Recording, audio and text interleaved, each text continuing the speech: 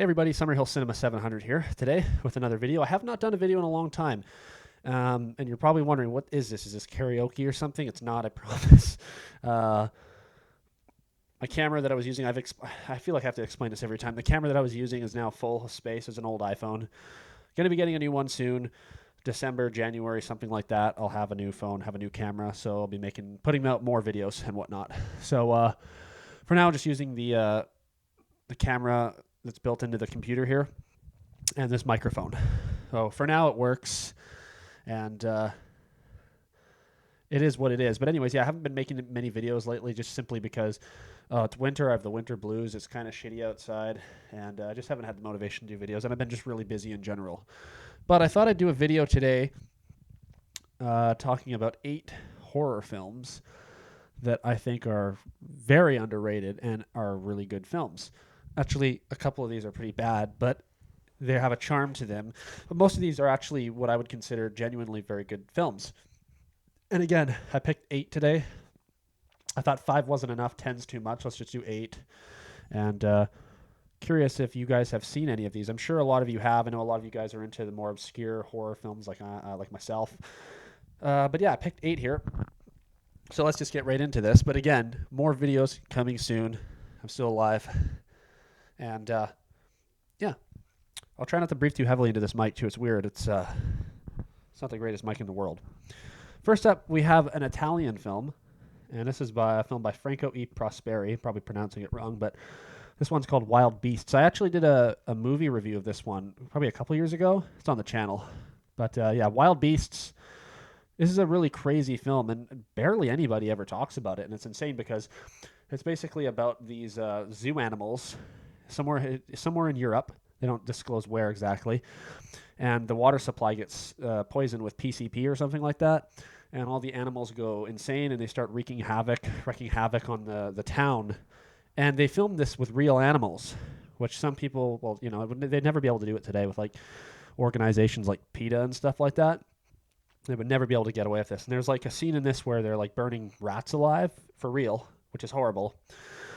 But the other scenes, like there's lions running around in the streets. There's a scene where there's elephants running around in an airport, and they like blow the fucking place up. It's insane. It's batshit nuts. There's a polar bear that like breaks into a school and starts chasing kids around, and there's a crazy scene where there's this lady driving her Volkswagen Beetle down the street, and she starts getting chased by a cheetah. And it's chasing her down the road, and it's real. Like all these animal scenes, they're real animals. It's crazy. It's like the director was like on every drug possible, and he was like, let's just get high as hell and just steal some zoo animals and make this movie. Like it's crazy. It's nuts. And no one talks about this film. It didn't even have a Wikipedia page up until like recently, which just blew me away. But definitely this is one you want to check out. If you're into Italian horror, you'll like it. Or just horror in general, more obscure horror films.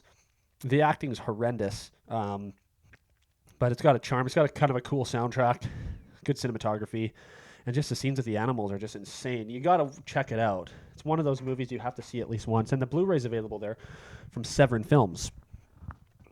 All right, next up, this is another Italian film. This one's directed by Michele Soavi or Suavi. I don't know how you pronounce his name. I think he was the co-director for Dario Argento for a number of years. That's Stage Fright. So I think this was the first film that Michele Soavi, or however you pronounce his name, directed. And this is a really, really good movie. It's a slasher type film. It takes place in this theater where there's these people that are rehearsing for a play that they're doing. And one of the scenes in the play is a woman gets murdered, but some psycho gets into the place, disguises himself as the person in the play, and basically starts picking them off, locks them into the place so they're stuck inside. And it's a very tense kind of film. It's very well made. It's very creepy. The killer wears like this owl mask, and the soundtrack's great. There's fantastic special effects, practical special effects with the gore and stuff like that. Crazy like special effects with the kill scenes and things like that. But it's got a good story and, like I said, good music, and it's actually a really good movie. It's not like one of those Italian horror films. It's like, oh, this is really cheesy, but it has charm. This is actually a well-made movie. It's very good. good film. Highly recommend. This Blu-ray here is available from Blue Underground. And yeah, I can't say enough good stuff about this. I did a review of this, I think, way back in 2017 when I first got this Blu-ray. But this is an awesome film. Again, it's a very well-made movie. Most of these are well-made films. Next up, this is a haunted house type film. I did a review on this one a while back as well. It's called The Changeling. And again, what I guess the topic of this video is these are all films that I don't think people talk about enough. Some of them are starting to develop more of a following, but in general, not many people talk about these films. So this is a haunted house type film. Actually, some of it was filmed where I live here in British Columbia, Canada. And I'm planning on doing a video sometime where I go and check out the location of the house where this was filmed. But this is just a very creepy haunted house film. That's pretty much all I can say about it. It's got a great classical soundtrack. This is a genuinely scary film. And I think Martin Scorsese actually said that this was one of the scariest films he ever watched.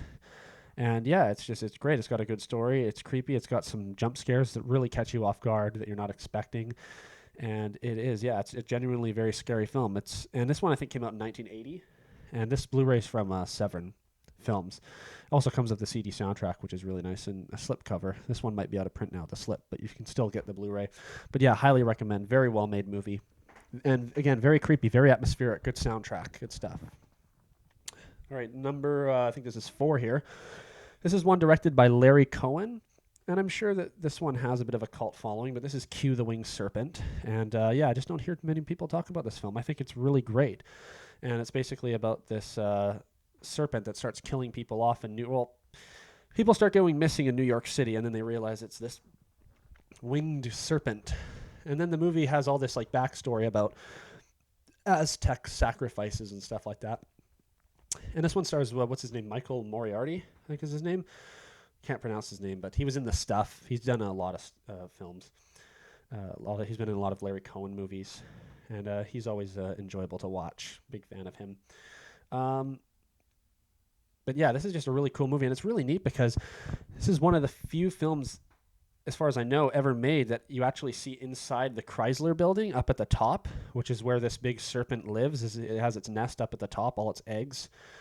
But you actually see up inside the Chrysler building, which is closed off to the public as far as I'm aware. But it's cool because the serpent is also done in stop motion animation, even though this film was done in 1982, but it uses that kind of 1950s, 60s, kind of Ray Harryhausen style stop motion animation. It's not as good as the Ray Harryhausen stop motion animation, but it's still really enjoyable. And it's just a fun film. And it also has David Carradine in it, this one. Richard Roundtree, Candy Clark. It's got a pretty good cast. And David Carradine plays a police officer in this one. He's like the sergeant. He's trying to figure out what's going on. He's really good in this. It's an enjoyable movie, and it's really cool. You get to see a lot of 80s New York City, which if you know me, I love that stuff. But yeah, that's just a really fun film. All right, number 5 here. And again, I'm not doing these in any specific order, like a countdown. These are 8 films that I highly recommend you checking out if you haven't seen them already. So this one here, out of the ones I've shown so far, I think this is probably the best as far as a film goes. Really good story. This one's called Wolfen. I don't think I've reviewed this one before, but this is just a really awesome, I don't know if I would want to call it a werewolf movie, because you have to watch it to find out. It doesn't end up being exactly werewolves, but it does have to do with wolves. And there's this really interesting backstory. You find it's all this Native American history and the spirit stuff and spirit animals and things like that. But it's filmed in New York City, and it takes place in the South Bronx, which is where all these people are starting to go missing. Some homeless people and just people in general. There's weird stuff going on. And this one has what's his name? Gregory Hines is in this one. Or sorry. Yeah, Gregory Hines. He plays this. He's what do they call, a mortician? And I'm just trying to look here for a second. Yeah, it doesn't talk about much in it. Edward James Olmos is also in this, who you might know from he was Martin Castillo in Miami Vice, which is my favorite TV series of all time. And yeah, Gregory Hines, like I said, Albert Finney, he plays the main police detective in this. And But anyways, as far as the film itself, it's a very, very well made film. Again, great footage of 80s New York City. And it's just a very well made movie. It's very creepy, too. There's a couple scenes, and there's one scene in particular where they're in the South Bronx and they're walking around this old abandoned church, which I believe was actually a set built for the film. But and they hear these weird noises, and you see these eyes coming down the stairs. And it's one of the scariest scenes, I think, in any movie I've ever seen. But yeah, it's just a very well-made film, and most of it's filmed in the South Bronx, which I think is back in the day was just such an atmospheric location for movies. Of course, it's not like that anymore, which is probably a good thing because it's such a horrible, time period for urban decay in New York City, but it was so atmospheric for films, and a lot of it's filmed there in the South Bronx, which is really cool. But yeah, this is just a criminally underrated movie in my opinion. It's very well made. It's creepy. It's it has almost like a police drama feel to it, because we're following these detectives trying to figure out who's responsible for these killings. They think it's an animal, and then they go away. It's not quite an animal.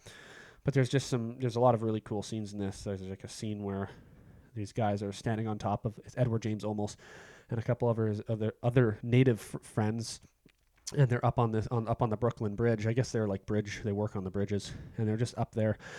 And you just get this really cool scene of New York City. But yeah, this is just a really well-made movie. And again, it's pretty freaking creepy. And that's coming from someone who's watched a lot of horror movies. So we got 3 more here. I'll try not to make this video too long. Next one here, I've talked about this one many times before. This is a film directed by Dick Moss, who's a Dutch director. And this is probably... Well, I'd say this is his best film. I haven't seen... He did a couple of films called Flodder, which were very popular in the Netherlands. And then he did one called The Lift, which came out before this one. And The Lift is really good. It's kind of crazy. A lot of people don't like it, actually. It's about a killer elevator. But his movies have a really interesting feel to them because he does the music for the films, kind of like John Carpenter does. And if you've watched one of his movies and then you watch another, you go, okay, this has a similar feel. He has kind of a style that he uses. He's a great, fantastic director, criminally underrated. But I think this is his best film, and this is Amsterdam. And I've talked about this one before. I think I reviewed this one back in 2017, and it's just a very well-made movie. It's an action. A lot of people say it's a slasher, but it's more of an action/horror film because there's a ton of action in this. The guy who plays basically this guy. He's a detective, and he's trying to find who's killing all these people in Amsterdam. And it ends up there's this guy. He's going through the canals, and he's in a diver suit, and he's killing people off.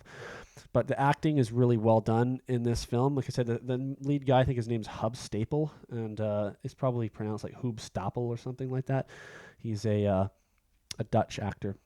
He was also in The Lift and in the Flodder movies.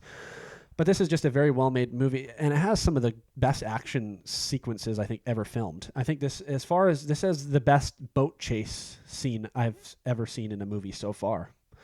Insane scene, crazy action stuff, and it's filmed in Amsterdam, and it's got really good practical effects, really good soundtrack, again, good characters. Just, I think it's a 10 out of 10. Great, very well-made movie. Great stuff. 2 more here.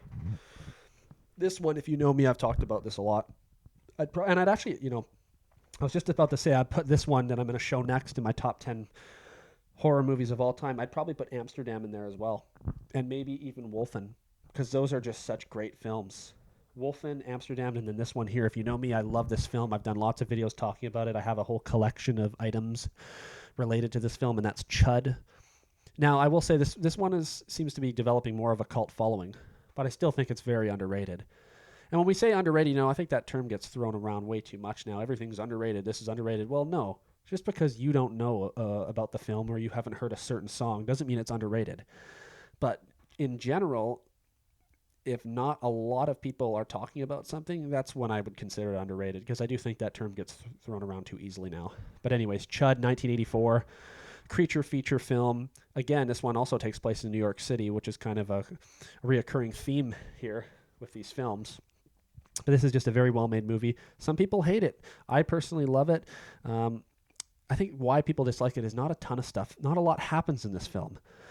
But when it does, it's really great. And the thing that I've always said that I love about this movie is it has this creepy atmosphere to it. And the whole time you're watching the movie, even when you're not seeing what's going on underneath the city of New York, in the sewers where these creatures are, you're wondering what's down there, what's going on. And there's this huge conspiracy with the government, and they've been storing toxic waste under the city, which has created this problem with these chuds, these cannibalistic humanoid underground dwellers. And this is the first time I watched this movie, early 2017. I just fell in love with it the first time I watched it. And it's really crazy. If you didn't know, this stars has Daniel Stern. It has John Hurd and Christopher Curry, who would all go on to do Home Alone, the Home Alone films. I think Christopher Curry might have been in the second one. But anyways, Christopher Curry plays a police detective in this. And we have John Hurd and his girlfriend.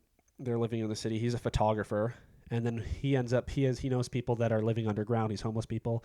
And they start dying off. And something's going on. Daniel Stern, he works in a soup kitchen. And the people who come into his soup kitchen for soup all of a sudden aren't showing up. So all these people are going missing. And it's all these people trying to get together to try to figure out what's going on. It ends up being, like I said, this big conspiracy. But it's just I think it's a great film. It has probably my favorite film soundtrack of all time. And at least for horror film, absolutely 10 out of 10 soundtrack. It's very atmospheric. The acting is actually very well done. You'd think a low-budget film like this, it wouldn't be good. But like I said, it's an all-star cast in this film. John Hurd, I think, is one of the most criminally underrated actors of all time. Unfortunately, he passed away a few years ago. But he did a great job in this film. And it's just a 10 out of 10 movie. Very cool practical effects and stuff. And again, possibly the best film that showcases what New York City looked like in the 80s with the urban decay and whatnot. So I love Chud, one of my favorite movies of all time. Highly recommend it. All right, now last but not least, this is also another slasher film. I think this one's from 1981, is it? Yeah, 1981. This is The Slayer, it's called.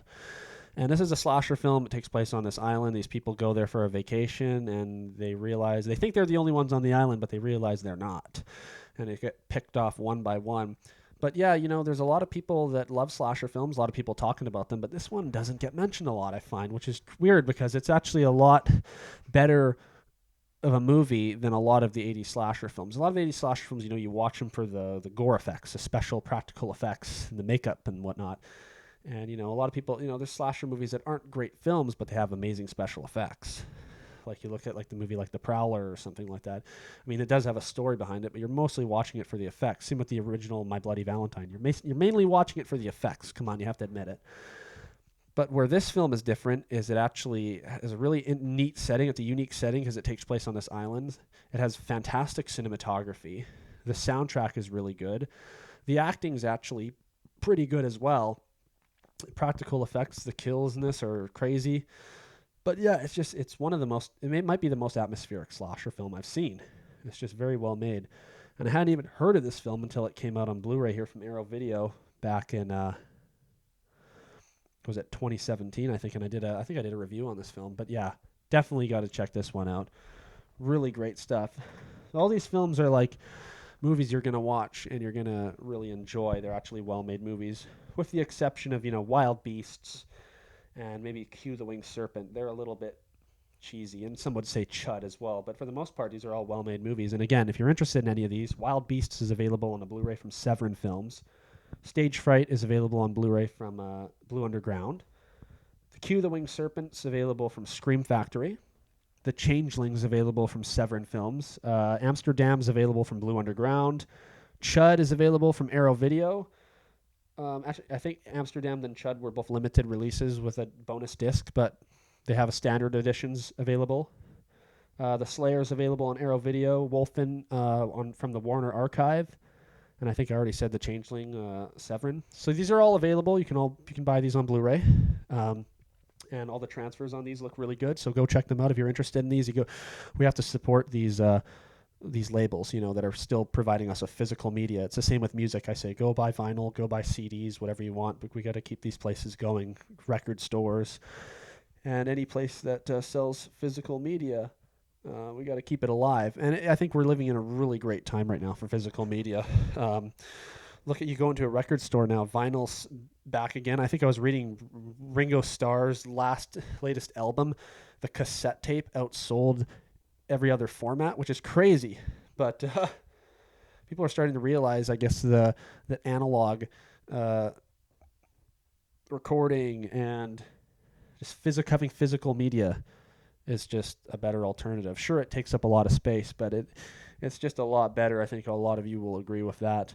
So yeah, go support these companies. Go check out their websites, and a lot of these companies like Vinegar Syndrome are having sales soon. So a lot of the stuff's going to be half price. But anyways, I'm just kind of going on. I'm not sponsored by any of these places, but I'm just a big advocate for physical media, keeping it going. But like I said, we're living in a great time for physical media. What other time in history in the last like 20 years have we had this amount of like obscure films coming out on these like boutique labels that we can actually buy in HD, films that otherwise, you'd never be able to see. They'd be just lost. And there's so many films that probably 90% of the films in my collection are just movies that I bought and had never seen before, and just ended up loving most of them. You forget one once in a while that sucks, but most of these films I just blind bought them, not knowing what they were, and wow, have I discovered a lot. So anyways, thank you very much for watching this video. I've surpassed 200 subscribers now, which I greatly appreciate every single one of you who have subscribed to my channel, who watch my videos and comment. I really appreciate it. Love talking about film. It's one of my biggest passions besides music. And yeah, lots of videos coming soon. Bear with me. I will be getting a camera within the next couple months. So thank you for watching this video. Let me know which movies of these you have seen. What are your favorites? And if you end up checking out any of these, let me know what you think of them. Would love to hear about it. All right. Thanks for watching, everybody. Have a good day.